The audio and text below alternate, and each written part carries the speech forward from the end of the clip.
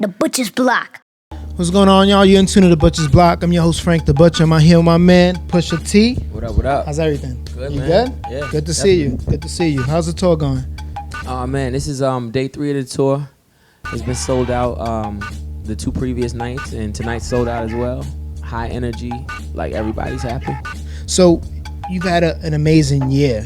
Even 2 years, like, and I'm not, just the solo push. Right. Intended. The past 2 years has been like just crazy momentum. Right. So a lot of interviews, a lot of running from place to place, explaining your mixtape, the upcoming album. But there's a few things that nobody really touches on. And since I work in that industry of fashion and sneakers and streetwear and all that, I want to touch on a little bit of that. Okay.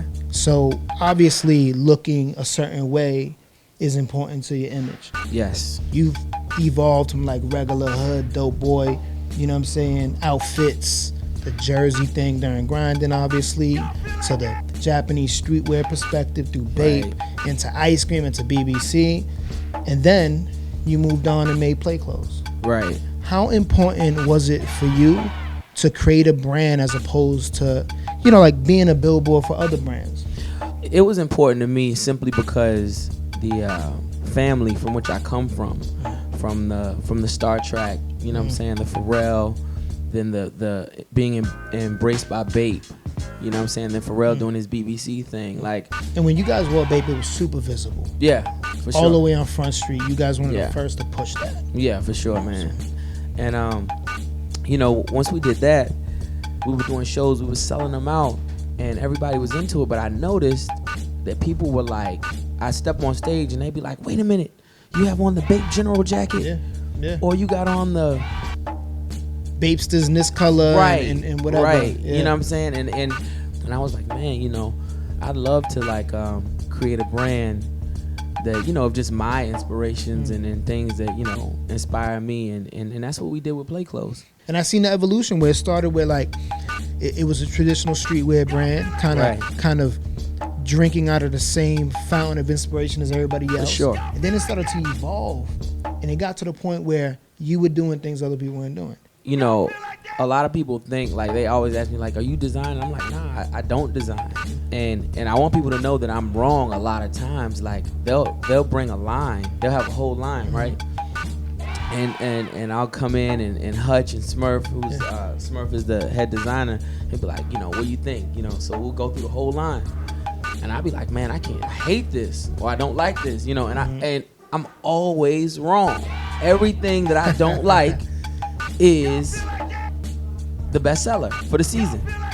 And that means you got a good team. Right. That means you got a good team. Yeah. Now, we're around the same age. I'm 35.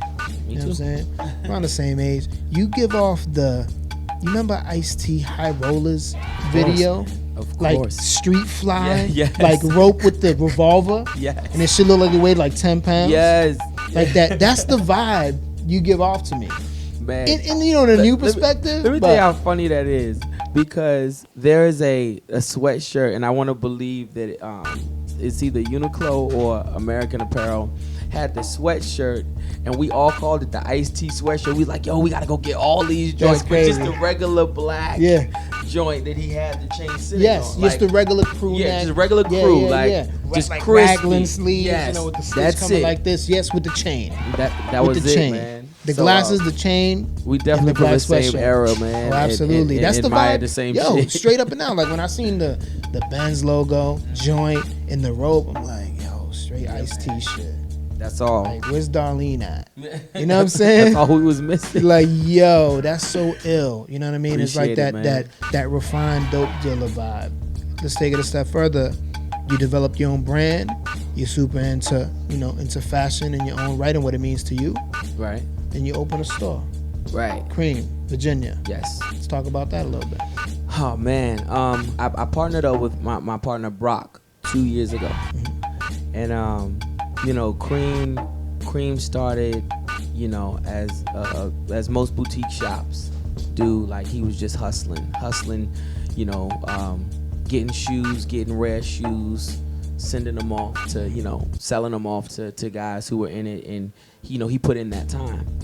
But in the streetwear culture, exclusivity is everything. Absolutely. So, once we partnered up, I came aboard, and man, you know, my relationships have afforded us to get damn near every brand that we want. It's you know what I'm saying? The brand list is amazing. Yeah. It's amazing. And it's in Virginia. Yeah. So to me, it's even magnified. Right. You know exactly. what I'm saying? Like, to me, it has more of an effect. You're right. not in a major metropolis. You're not in New York. Right. You know, you're not RSVP in Chicago. Right. You're in Virginia, and that brand list is crazy. Yeah. You know. So you know, just with being a part of Cream, we're opening Cream 2. That opens up like June 1, I believe. In Virginia also. In Virginia also. Okay. And that's a step above as far as high end. It's gonna be all high end. Okay.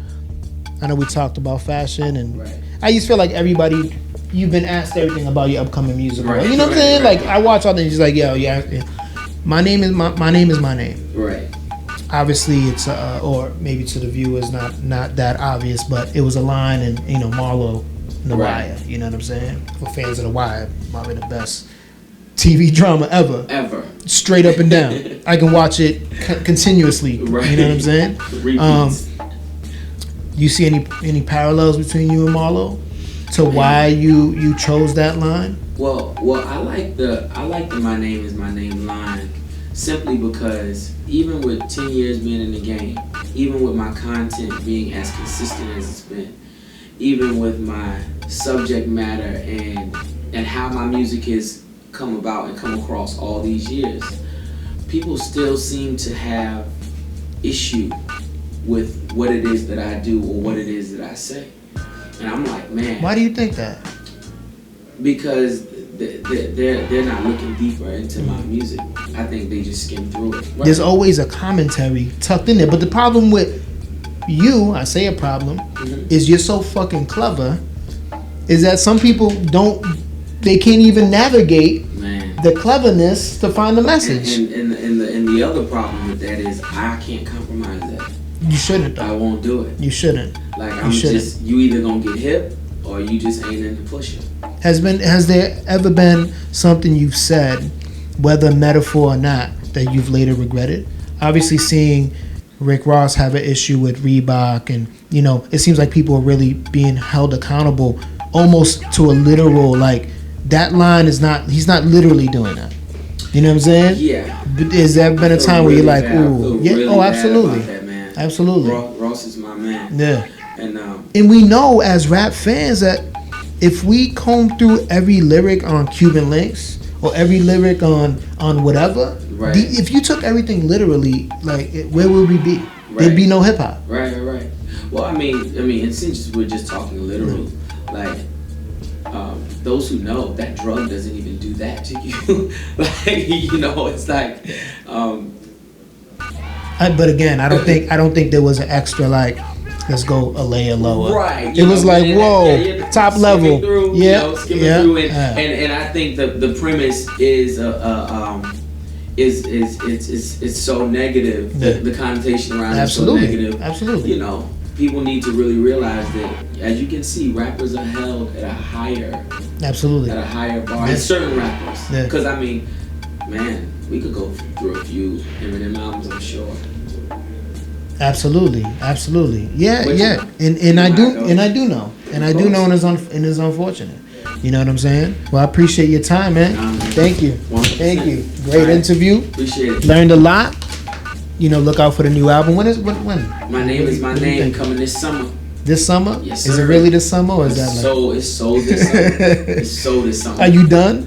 Yeah. Like, off to being mixed, like off to I'm off of it. Yeah, that's everybody executive producer thing. So you're done. Yeah, I don't have yeah. So this summer, my name is my name, Pusha T, Def Jam. Believe that. Butcher's Block. Good music. Peace. The Butcher's Block.